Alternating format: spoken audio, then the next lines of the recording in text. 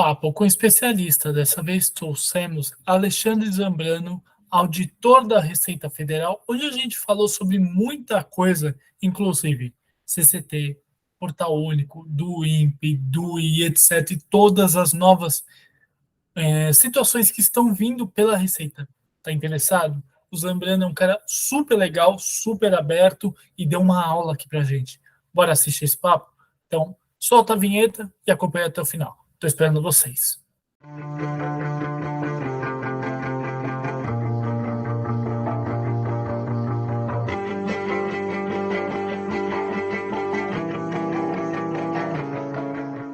Marinheiros de primeira viagem de comércio exterior, importadores e exportadores.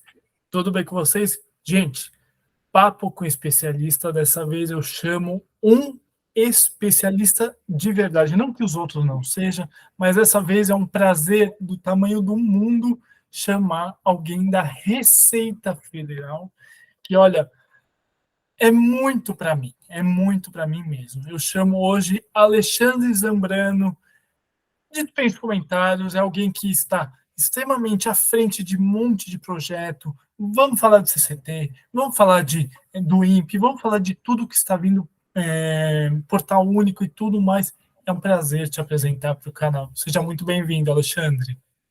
Muito obrigado, Thiago. A satisfação é minha de participar aqui do Papo com o Especialista. E, poxa, agradeço aí pelas palavras, mas a gente está aqui para trabalhar junto, para aprender junto, para construir, né, colaborar realmente. É assim que a gente tem conseguido bons resultados, cara. Então, estou à disposição aqui para ajudar. Eu sempre falo, pessoal, que a Receita Federal, ela não tem que impor medo, muito pelo contrário. A Receita Federal tem que ser uma parceira, uma interveniente parceira sua. Você tem que ser parceiro dela e falar assim, olha, Receita, vamos junto, trabalhar junto com todo mundo. A gente tem aquela ideia, aquele medo, vou fazer alguma coisa, vamos ficar de olho em mim. Vou criar um radar, fazer alguma coisa diferente, vou ficar de olho em mim. Muito pelo contrário, você pode deitar tua cabeça tranquila no travesseiro e dormir em paz. Não vai ser porque você está movimentando carga que você vai ficar visto. Muito pelo contrário. Se você não fizer bobagem, você não vai ser visto, você não vai ser encostado, digamos, na parede e feito qualquer coisa. Estou errado, Alexandre? Tem que mudar essa visão mesmo? Poxa, é muito legal tu comentares isso, Thiago, porque eu acho que deve ter havido um tempo, uma época, em que a situação era um pouco diferente, né? Mas já de mais de década que a cultura mudou, evoluiu, né? Eu acho que essa questão que tu está trazendo, ela é muito pertinente, porque a gente costuma receber algumas preocupações, algumas dúvidas, questionamentos que até nos surpreendem, sabe? O pessoal com receio até mesmo de prestar informação no catálogo de produtos. O pessoal vai olhar as informações dos meus produtos, daqui a pouco vai fazer uma revisão aduaneira em relação a operações passadas, sabe? Então, acho que é uma visão ultrapassada, que eu até não recrimino, né? Procuro compreender, mas não faz jus ao momento que a gente vive, à cultura que está imposta atualmente, né? Para todos aqueles que estudam o comércio exterior, o comércio internacional, e conhecem, por exemplo, o Safe Framework of Standards da OMA, sabe que lá no Pilar 2 consta bem claramente, né, a cooperação entre aduana e empresa, e a verdade é que a Receita Federal tem buscado exatamente isso que tu comentaste, simplificar e facilitar o cumprimento das obrigações, né, colaborar com aquele que quer cumprir adequadamente, que quer operar de forma legítima no comércio exterior, e para esse simplificar e facilitar os procedimentos para que ele possa, de fato, fazer o seu trabalho em benefício do próprio país. Então, a Receita Federal não tem o objetivo de punir, tem o objetivo de colaborar, né, e de garantir, sim, a prestação de serviço público essencial, que é o controle aduaneiro. Então, muito pertinente o teu comentário, eu adoraria que todos pensassem como tu, né? A Receita Federal não é um bicho-papão, ela tem que ser vista como uma parceira, como uma promotora de um ambiente de negócios positivo e favorável, né, para o crescimento econômico. Eu acho muito interessante. Bom, eu sou formado há muito, muito tempo, eu tenho quase 20 anos de experiência, e eu sempre vejo, né, aquela ideia que não vou criar o meu radar porque a Receita vai ficar de olho em mim, aquela tal história, né? Ou, não vou participar disso, não vou começar a importar, exportar, porque eu vou chamar a atenção. E isso é uma bobagem. O quanto de empresas por aí tem de potencial importadores e exportadores que deixam de fazer isso? Eu acho que a gente tem que criar essa mística, né, digamos assim, de que todo mundo é parceiro, que cada um é que nem eu falo o grande relógio, cada um tem a sua mobilidade, cada um tem uma engrenagem no grande relógio do Comex. Eu penso mais ou menos dessa forma.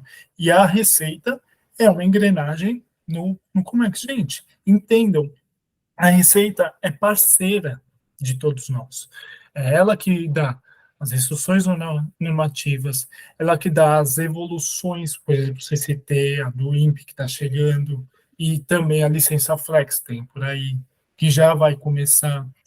Tem tanta. Nunca me esqueço quando entrou a DUI, que muita gente falava, não vai dar certo, a DOI não vai dar certo, vai voltar a DSE e a RE. Não, a DOI já é uma realidade, a do INPE já é uma próxima realidade.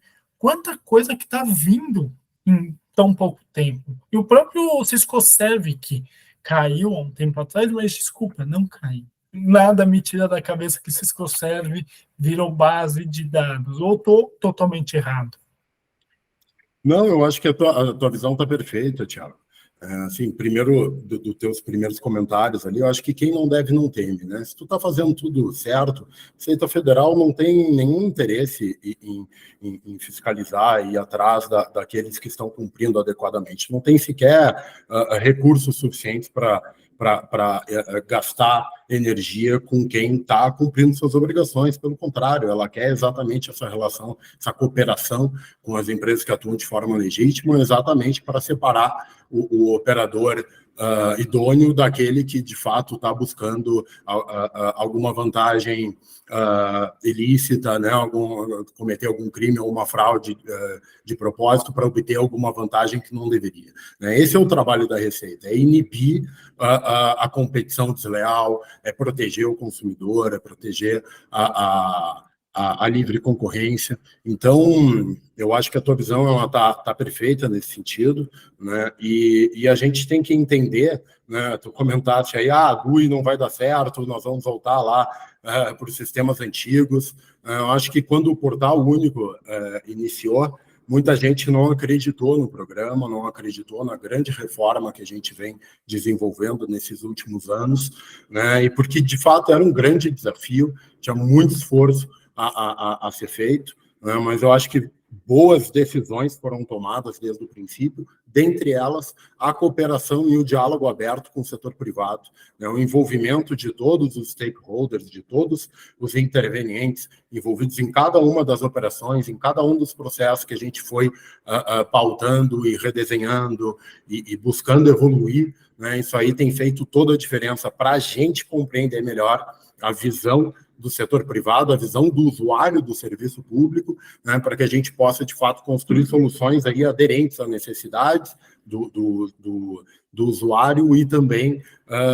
que facilitem, que simplifiquem a operacionalização, né, sem descuidar do controle, porque, afinal de contas, é em proteção da própria sociedade. Então, acho que a gente vem com uma nova cultura, né, de dialogar e de construir as coisas juntos, e assim que tem dado muito certo. Eu tive a oportunidade de escrever um artigo no ano passado que eu intitulei de A Democratização do Comércio Exterior. Tu falaste de algumas empresas que eventualmente perdem oportunidades no comércio internacional por algum receio, né, e eu queria incentivar que revisitassem seus conceitos, né, que conhecessem um pouco mais de como está funcionando o comércio exterior, né? Se no passado o comércio exterior era visto como algo restrito a grandes empresas, porque tinha um custo grande já para se habilitar, demorava, e aí outros custos relacionados à burocracia e o cumprimento das obrigações complexas, né, que faziam com que só fosse possível operar com competitividade, podendo diluir esse custo em grandes volumes de operação. Hoje a coisa está bem diferente, né? Se antes levava-se 30, 60 dias para começar a operar no comércio exterior, com uma necessidade de assessoria, hoje qualquer um com a documentação correta entra ali pelo portal Habilita e em 5 minutos está habilitado para operar no comércio exterior e fazer a sua primeira exportação. Então, tem muita oportunidade no comércio internacional, então revisitem esses conceitos e aproveitem, porque é um mercado em franco crescimento, o mundo tem olhado com ótimos olhos para o Brasil, né? Tem visto as evoluções, a modernização que a gente vem promovendo nesses últimos anos, o custo de se operar é cada vez menor, então incentivo realmente que as empresas busquem oportunidades no comércio exterior, porque ele está crescendo bastante. Em 2018, para te ter uma ideia, Thiago, nós tínhamos uma corrente de comércio ao redor de 420 bilhões de dólares. Em 2018, quando a DUI foi implementada. Agora, em 2022, nós superamos a marca de 670 bilhões de dólares. Isso não é por acaso. Isso não é por acaso. Mais de 50% de crescimento nesses últimos anos, e exatamente por causa dessas medidas de facilitação que a gente vem implementando e o quanto mais fácil tem sido de operar o comércio exterior. O mais engraçado, né, Alexandre? Eu sempre falo, eu fui fazer um curso sobre o Cisco Server um bom tempo atrás, 2014, quando ele foi implementado, quando ele começou. E eu me lembro que pouca gente sabia sobre o Cisco Server. Hoje em dia, ele é base de dados, enfim, tudo aquilo que voltou. E eu me lembro também de pequenas ideias sobre o portal único, lá atrás mesmo. Fui embora do Brasil, voltei, enfim, vi isso tudo na prática. Por que eu falo tudo isso? Lá fora, principalmente onde eu morei, na Itália e na Inglaterra, o controle ele é muito... Como é que eu posso dizer? Ele não é aberto, mas é como se fosse alguma coisa do tipo, deixa entrar. E aqui, gente, entendam, o nosso Syscomex, ele é visto pelo mundo todo, ele é aplicado no mundo todo, ele é padrão para o mundo todo, e é versão brasileira, é uma coisa brasileira, é algo que veio da gente. E essas inovações, portal único, agora a DUI, depois do INPE, etc., gente, é inovação que está vindo uma atrás da outra, o CCT. Você tirou um mantra, que era alguma coisa que nascia e morria, a operação nascia e morria e não ia para lugar nenhum. E eu vejo hoje pessoas com grandes dúvidas quanto ao CCT, ou quanto a própria do INPE, o catálogo de produtos, etc., que eles são dúvidas pertinentes. Então, por exemplo, vou ser cobrado, vou ser taxado, vou ser isso, vou ser aquilo. Calma, a Receita está trabalhando para as coisas saírem no tempo certo. Ou estou falando bobagem? Tem aquela ideia do tipo, putz, não vai dar certo, então vamos mover para cá, vamos jogar para cá. Qual que é a grande ideia da Receita frente a nós, importadores e exportadores, para ajudar a gente, né? É interessante porque a própria Organização Mundial de Aduanas, ela tem um conceito interessante sobre a facilitação de comércio. Facilitar o comércio internacional legítimo. Algumas pessoas, às vezes, esquecem desse termo que tão importante. Então, a facilitação de comércio, ela depende de processos mais seguros. Então, conforme a gente consegue oferecer segurança, a gente consegue oferecer mais facilidade. Conforme a gente consegue diferenciar contribuintes de operadores pela sua disposição em cumprir com as suas obrigações ou disposição em descumprir, a gente consegue dar um tratamento mais justo e mais adequado a cada um desses operadores. Então, tu comentaste que na Europa a gente tem, parece, controles mais abertos ou mais simplificados, é menos travado. Perfeito. O que a gente está fazendo aqui através do portal único, de certa forma, é a mesma coisa. Enquanto no Mantra, como tu estavas comentando, era praticamente impossível ter alguma carga que não tivesse alguma indisponibilidade ou bloqueio e que não exigisse uma ação manual da Receita Federal em algum momento, no CCT importação agora, a lógica é de não intervir, do fluxo ser iniciado e finalizado sem nenhuma intervenção da Receita Federal no fluxo logístico, no fluxo físico, de forma manual, de bloqueios automáticos, como muito acontecia. Por que isso? Porque a gente está abrindo as portas? Não. Simplesmente porque o próprio AWB agora já nasce eletronicamente, isso traz muito mais segurança. A gente tem uma visibilidade, informações antecipadas, uma visibilidade da operação que nos permite atuar com gerenciamento de risco de forma intensiva, com cruzamento de dados a cada nova informação imputada no sistema, e isso nos permite identificar aquele momento em que a fiscalização deve sim estar mais presente.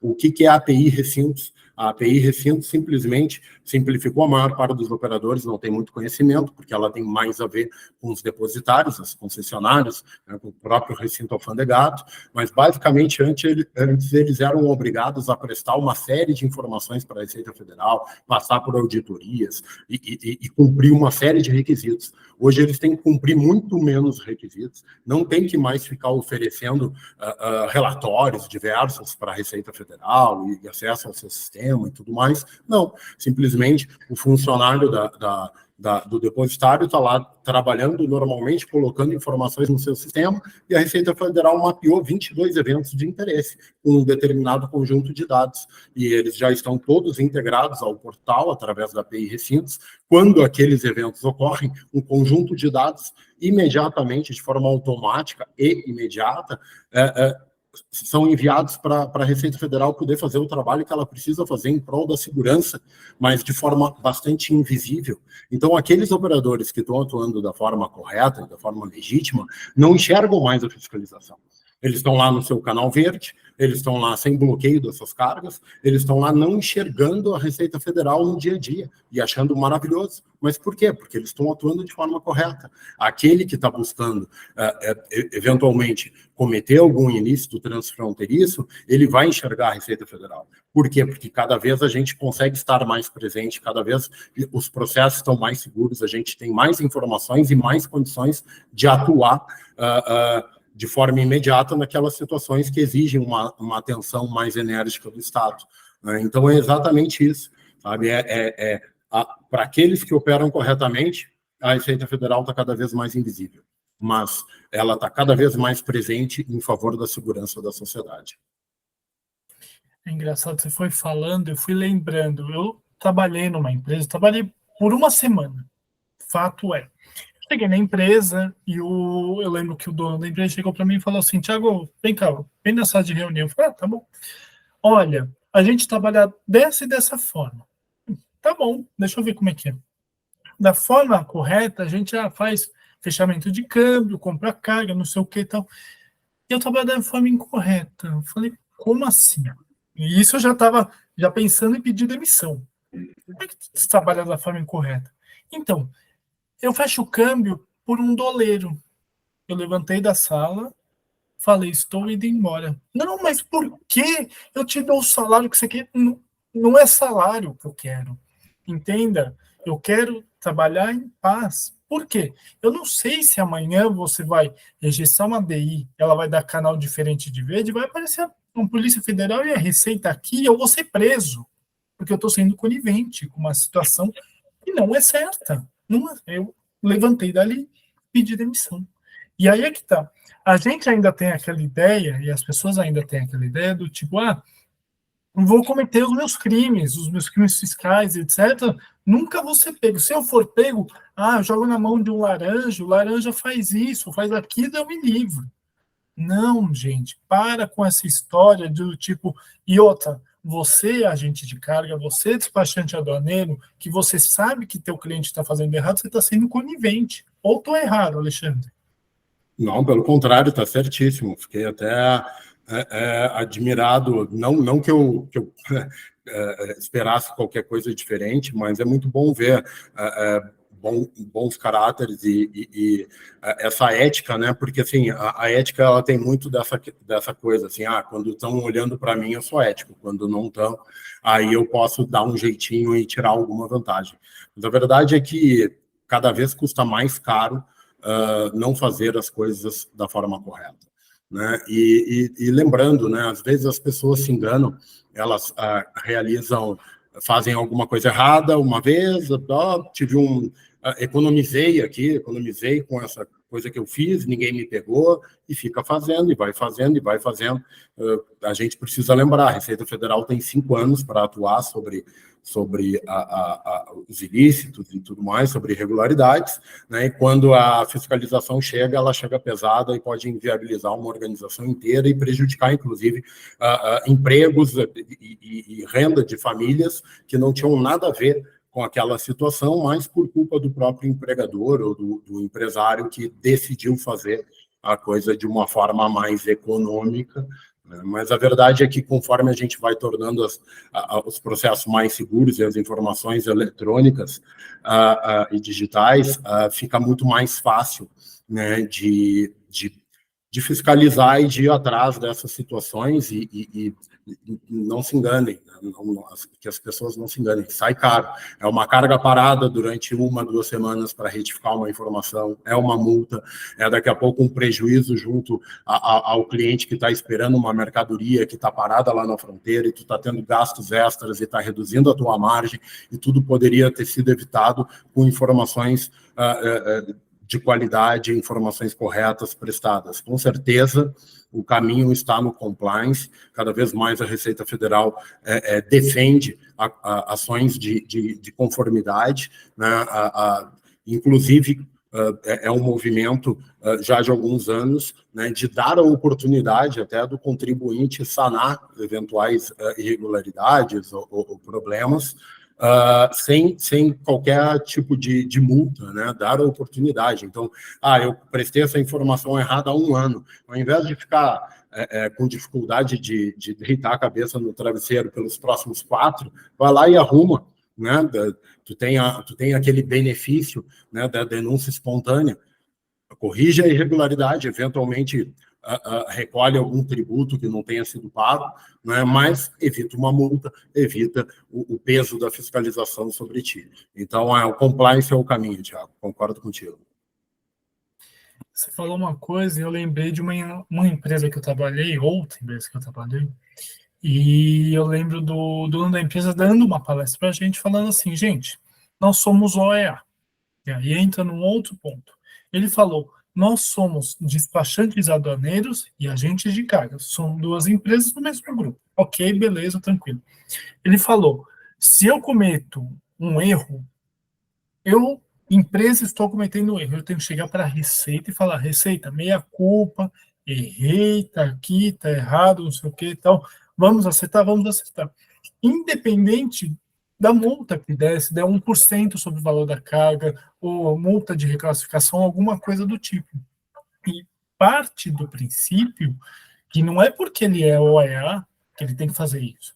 Todas as empresas têm que ser isso. A OEA, ela é um ponto a mais, é um ponto, não digo fora da curva, mas é um ponto a mais que qualquer errinho, qualquer coisinha, ele perde a OEA, ele deixa de operar dessa forma.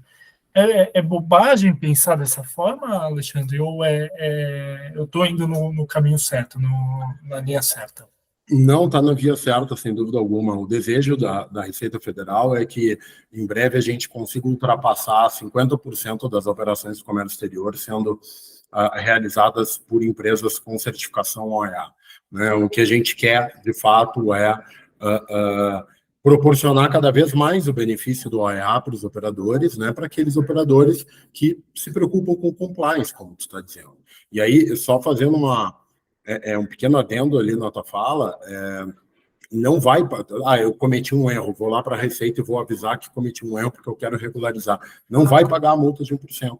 Vai, eventualmente, recolher algum imposto, alguma diferença de imposto que não tenha sido recolhida, isso sim, mas a multa, ela está, no momento que tu tem a denúncia espontânea, salvo para casos, né, puníveis com a pena de perdimento, ela garante, né, a denúncia espontânea garante que tu não vai ter que recolher aquela multa. Então, é mais uma promoção à conformidade, à regularidade, né? E a gente espera, de fato, né, que cada vez mais operadores tenham essa mentalidade que tu está trazendo, né, e que o nosso programa OEA supere. Hoje ele já está em torno de 33%, 34% do comércio exterior brasileiro é operado por empresa OEA.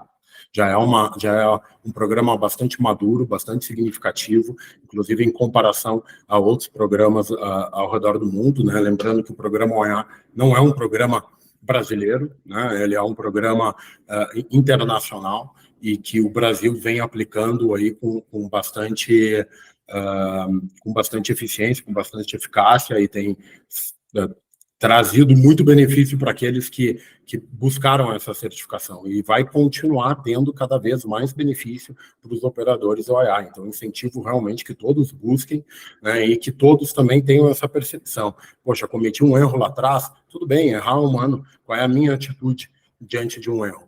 É esconder e fazer de conta que nada aconteceu para ganhar uma vantagem indevida e correr um risco enorme da fiscalização um dia identificar e me punir por isso? Ou é de demonstrar que eu estou ali para operar de forma legítima e eu quero ficar no mercado por anos e anos e anos? Porque essa é a grande diferença. Aquele que quer um jeitinho, que quer fazer alguma malandragem, algum benefício indevido, mais cedo ou mais tarde ele vai estar fora do mercado.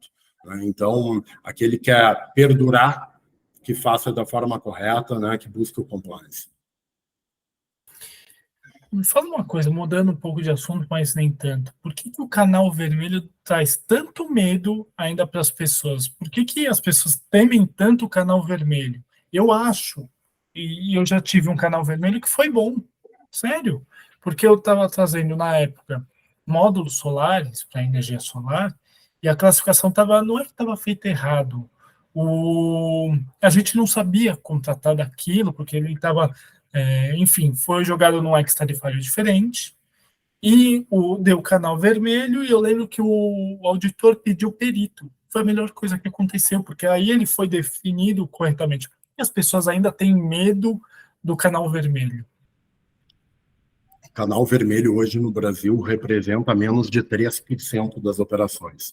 O Brasil já opera em níveis de gerenciamento de risco, né, de intervenção nas cargas melhores do que os níveis recomendados internacionalmente, né? A Receita Federal já é bastante madura na utilização dessa cultura do gerenciamento de risco. Então, o canal vermelho hoje ele é muito baixo, né? Importante, sem dúvida alguma. E hoje, quando cai no canal vermelho, de fato, né, tem uma probabilidade muito alta de ter alguma irregularidade, né, que não precisa ser uma fraude, não precisa ter dono, pode ser um mero erro, né, claro, vai acabar acarretando algum custo para a empresa. Eu acho que o canal vermelho ele ainda é temido porque ele representa um aumento de custo para a empresa, seja por causa do tempo parado, não foi multado, estava tudo regular, foi liberada a carga sem nenhum tipo de necessidade de retificação nem nada. Ainda assim, a carga vai ficar parada mais tempo no recinto, vai pagar um pouco mais de armazenagem, vai demorar mais para dispor daquela mercadoria para o uso que vier a ser dado pelo importador.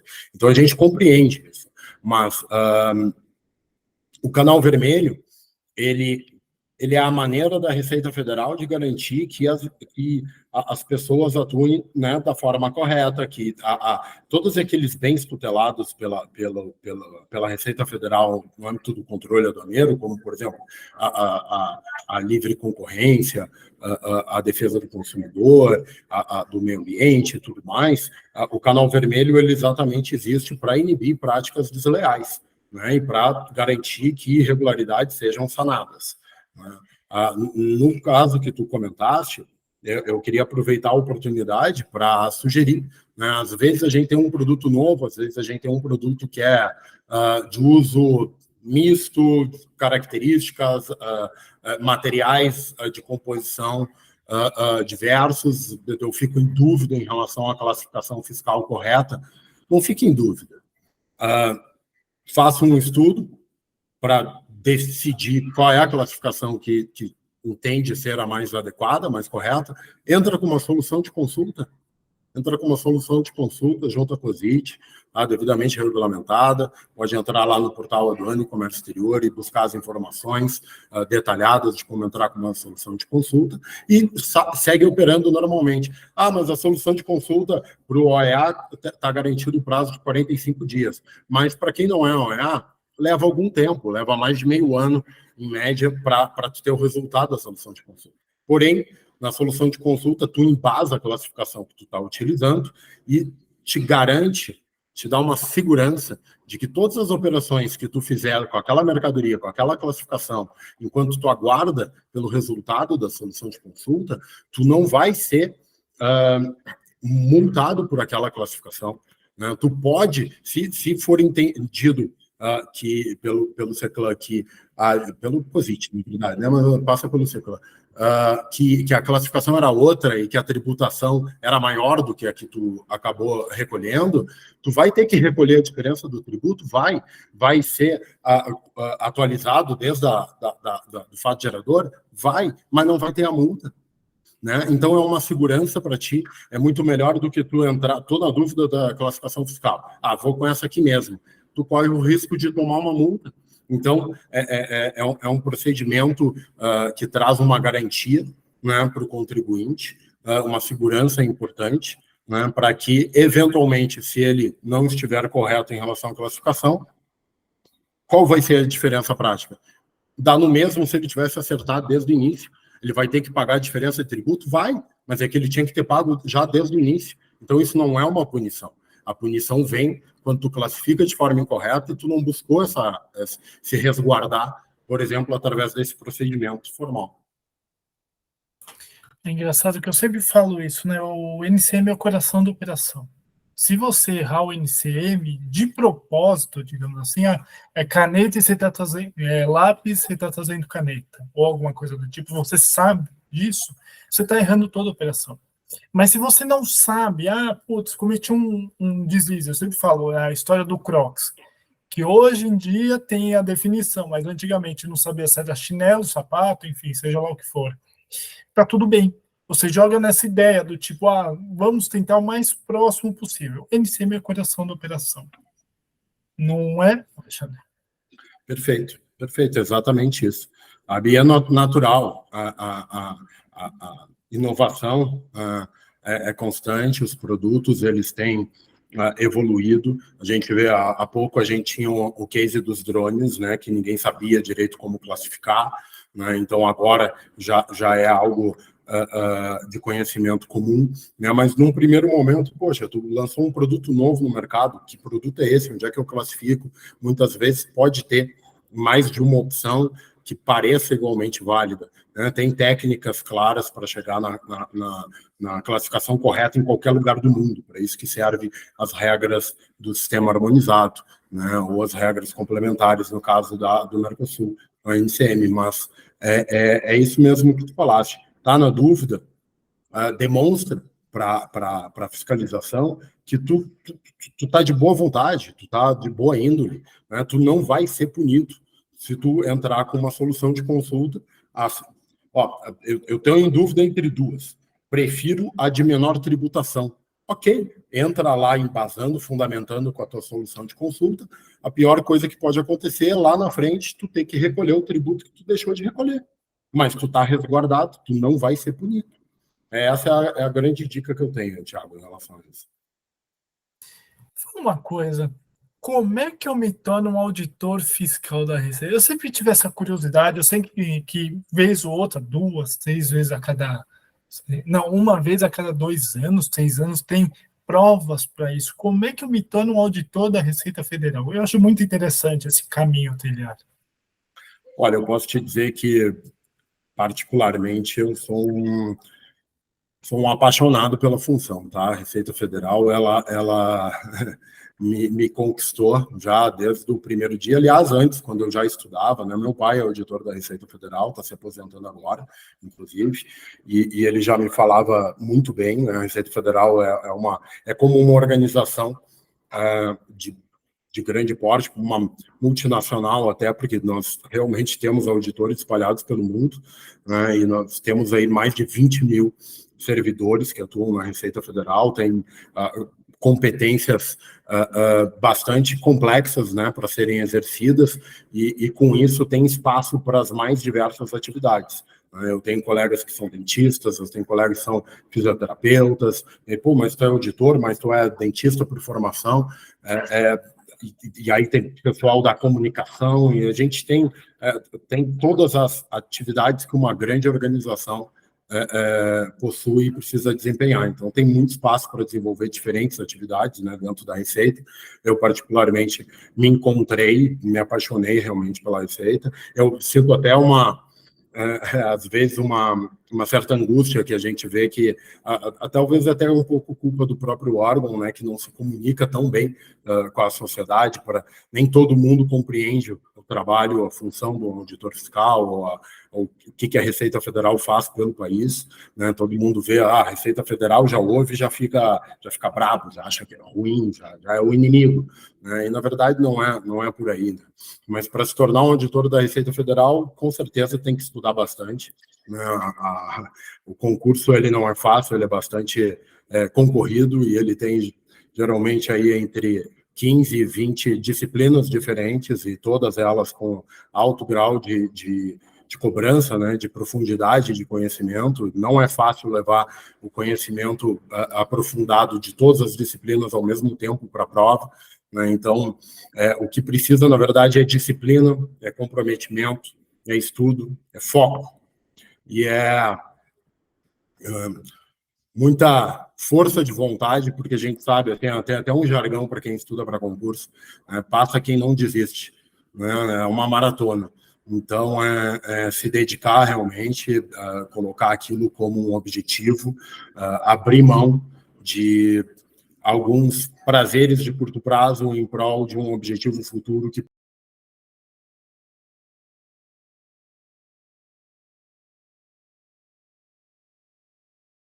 dormir bem, se alimentar bem, cuidar com bebida, com comidas pesadas. Por quê? Porque isso prejudica a tua disposição para estudar. Muitas vezes tu tem que trabalhar ou cuidar da família, até filhos, muitas vezes. Então, tu tem pouco tempo, tu tem que fazer daquele tempo um tempo de qualidade. A gente comenta até a pior coisa não é não estudar. A pior coisa é estudar mal, porque tu acha que tu estudou aquele ponto e tu vai para o próximo, só que aquele ficou mal estudado, ficou com conceitos fragilizados, e chega na hora da prova, tu vai errar ali, né? Então, estudar sempre com qualidade, com disposição, né? Garantir. Eu, particularmente, eu vi algumas pessoas conseguirem passar até sem fazer resumo, né?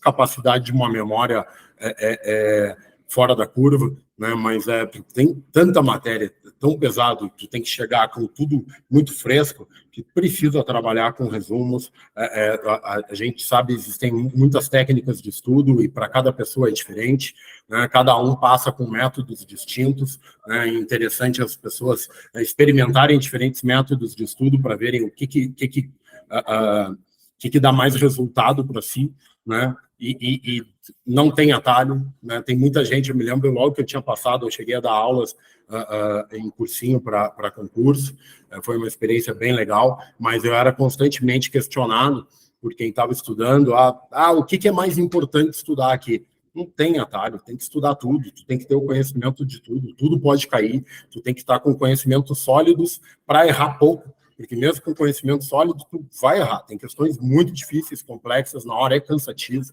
As pessoas, inclusive, acabam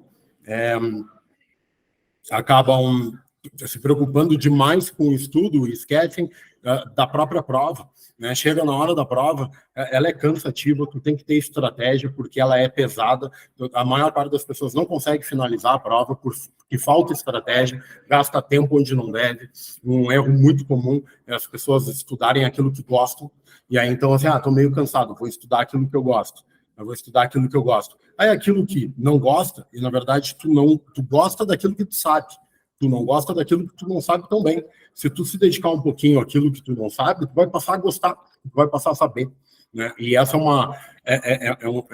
uma armadilha que muitos caem e acabam sendo eliminados numa matéria específica, vão super bem na prova, gabaritam aquelas que gostam e são eliminados naquela que não gostam e que não deram devidamente atenção, né? Então tem que estudar com método, tem que estudar com qualidade, tem que se preocupar com seus hábitos, porque tem que ter disposição, tem que estar com a memória preservada, com a capacidade de raciocínio em alta, tá competindo.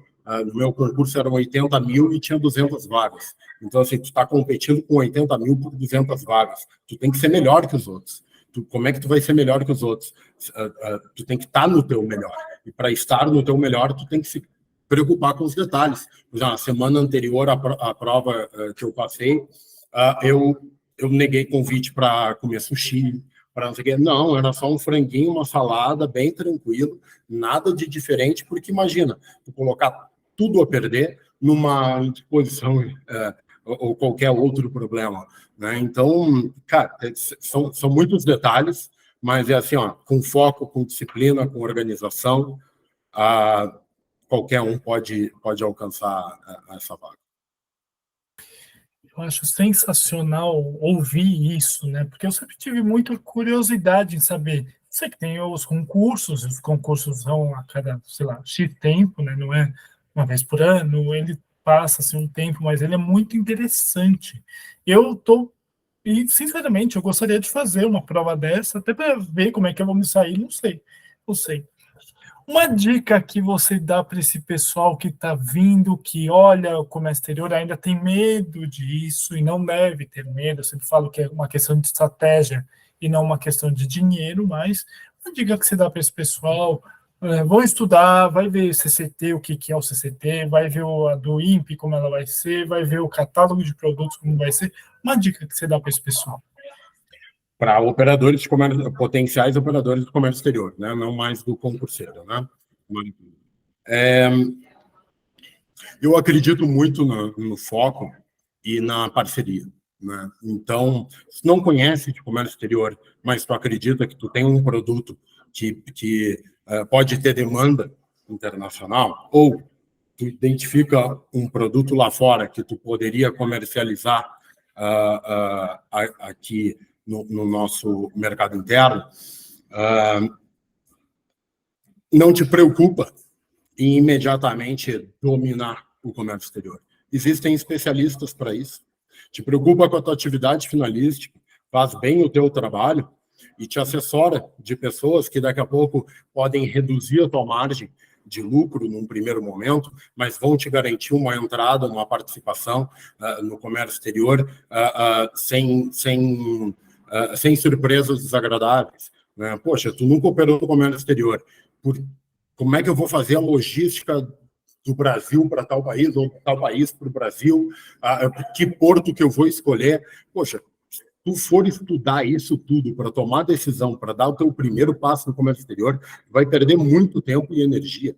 É muito melhor tu te associar, né, entre aspas, de especialistas, como o próprio despachante aduaneiro que tu estavas comentando, e tantos outros profissionais que podem te ajudar a definir uma logística adequada para aquele tipo de operação, quais informações que tu precisa para cumprir com tuas obrigações adequadamente e não correr o risco, por exemplo, seja de uma carga parada ou seja de algum tipo de punição desnecessária, né, por erros, desculpa o termo, mas um erro de principiante, um erro que não deveria ser cometido. Então, assim, se assessora de algum especialista, te preocupa com a tua atividade finalística, pode talvez não ter o melhor lucro nas primeiras operações por causa dessa assessoria, mas tu vai começar a conhecer o comércio exterior e tu vai ver que tem muita oportunidade cada vez mais, né? Como eu comentei, o Brasil, em 2018, tinha em torno de 1% do comércio, de participação no comércio internacional. Agora a gente já ultrapassou 1,3%. O Brasil está crescendo, e não é por acaso. É porque a gente está cada vez mais acessível, está cada vez mais competitivo, está, né? Cada vez mais simples de se operar no comércio exterior. Se você não tem conhecimento, acredita no teu produto, acredita no teu trabalho, acredita na tua atividade finalística, te assessora de especialistas, vai dar tudo certo. Alexandre, muito, muito obrigado. Eu sei que seu tempo é extremamente concorrido, que você tem a receita para dar uma olhada nas coisas e tudo mais. Eu sei que você dá cursos, etc. Muito obrigado. É um prazer gigantesco ter você aqui no canal. E, pessoal, vão atrás. O Alexandre ele tem o Instagram. Se você me permitir, eu coloco o seu Instagram aqui embaixo. Eu não sei se eu posso fazer isso, como as pessoas vão te achar. Pode colocar sem problema alguma, @alexandre.zambrano, vão me encontrar, e a satisfação é minha de estar aqui. Eu achei muito legal, esse papo foi um pouco diferente do que o que a gente está acostumado a fazer, o que me agradou bastante, né, poder conversar sobre outros temas. Então, espero que tenha sido proveitoso aí para o público, fico à disposição aí para outras oportunidades. Totalmente proveitoso e assim, procurem informação, pessoal, não tenham medo, o comércio exterior é para todo mundo, basta ter estratégia sempre. Se você quer se tornar um despachante aduaneiro, um agente de carga, um importador, exportador como eu, ou etc., ir atrás da receita, ou virar, porque não, auditor da receita, vai atrás, estudem, tá para todo mundo aqui, a ideia, a informação tá para todo mundo. Né? Exatamente. E aí tu comentaste uma coisa muito importante. A capacitação, ela não tem que ser pontual, ela tem que ser constante. A gente está sempre buscando informação, buscando aprender, buscando evoluir. Quando a gente acha que sabe tudo, é aí que a gente começa a ser ultrapassado e ficar para trás, né? Então, a conhecimento é algo que a gente tem que buscar o tempo inteiro, ainda mais numa época como a que a gente vive no Brasil já há alguns anos, e ainda temos alguns anos pela frente de grandes transformações. Então, quanto mais a gente compreende conceitos internacionais que estão sendo implementados no Brasil agora, conceitos que estão surgindo aqui mesmo, né, a melhor uso de determinadas ferramentas novas, a compreensão das novas regras trazidas por uma instrução normativa, por uma nova lei, por uma portaria, melhor a gente consegue usufruir dos benefícios, né, que estão sendo implementados, mais vantagem competitiva cada um acaba tendo. Então, parabéns aí por esse comentário, a busca pelo conhecimento tem que ser constante. Sempre. Muito obrigado mesmo, Alexandre. O que eu sei que a minha contribuição é pequena, mas o que eu puder ajudar, se eu puder ajudar de alguma forma, já sabe. É muito tranquilo e abertura comigo, sempre o canal está aberto para você, para a receita, enfim, seja lá o que for, vamos se ajudar sempre. Muito obrigado, Thiago. Na verdade, a tua contribuição não é pequena, não. A contribuição é gigante, porque através do teu canal, tu está sensibilizando muita gente, tu está levando conhecimento para essas pessoas, tu está incentivando que elas se insiram também no comércio exterior, ou que elas busquem novas alternativas, então com estratégia. Então, parabéns pelo teu trabalho, a gente espera poder continuar colaborando, cooperando assim com pessoas como tu. Sem sombra de dúvida. Muito obrigado mesmo por esse papo com o especialista. Gente, procurem o Alexandre, por favor. Por favor. Muito obrigado, Alexandre. Olha, meu caro, um grande abraço a todos. Grande abraço.